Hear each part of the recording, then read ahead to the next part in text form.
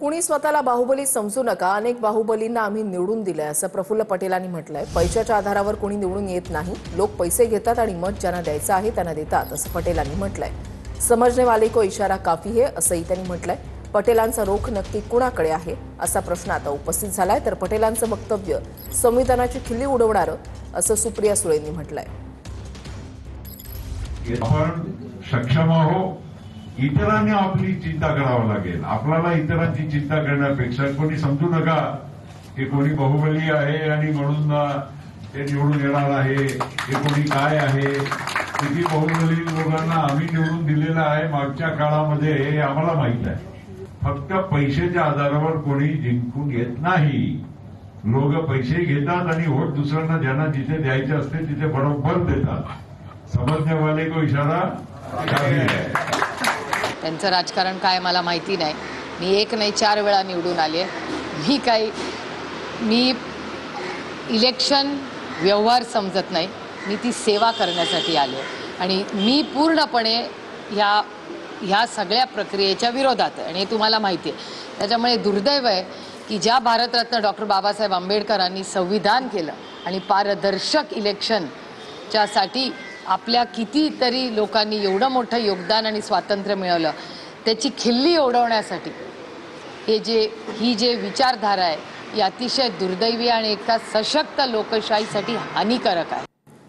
सन्मानाने महायुती होत असेल तर आमची कुठेही आडकाठी नाही असं गुलाबराव पाटलांनी म्हटलंय। सन्मानानं होत नसेल तर ताकदीच्या भरोशावर लढण्यास तयार असल्याचं गुलाबराव पाटलांनी म्हटलंय।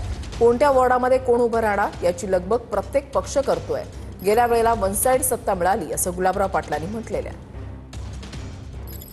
कोणत्या वार्डामध्ये कोण कोण उमेदवार उभे राहणार याची लगबग प्रत्येक पक्ष करतोय।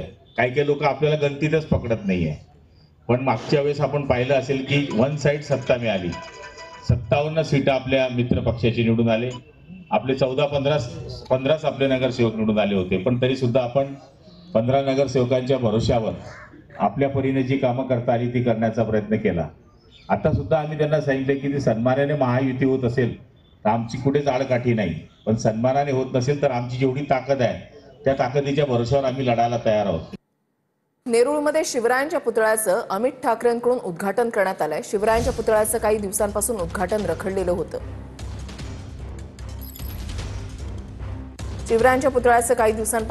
रखडलेलं होतं। आणि मनसेचे नेते अमित ठाकरे हे या ठिकाणी पोहोचले आणि त्यांनी उद्घाटन केलेलं आहे।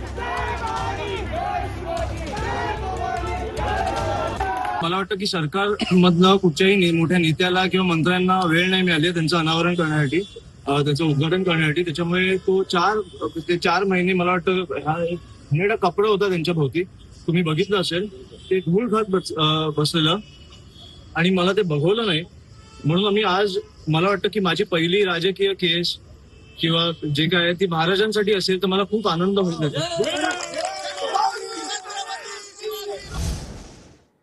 सुप्रिया सुळेंकडून नवले पूल अपघात स्थळाची पाहणी केली जाणार आहे। महत्वाची बातमी, 3 दिवसांपूर्वी नवले पुलावर भीषण अपघात झालेला होता आणि आता याची पाहणी जी आहे ती सुप्रिया सुळे यांच्याकडून सध्या केली जाते।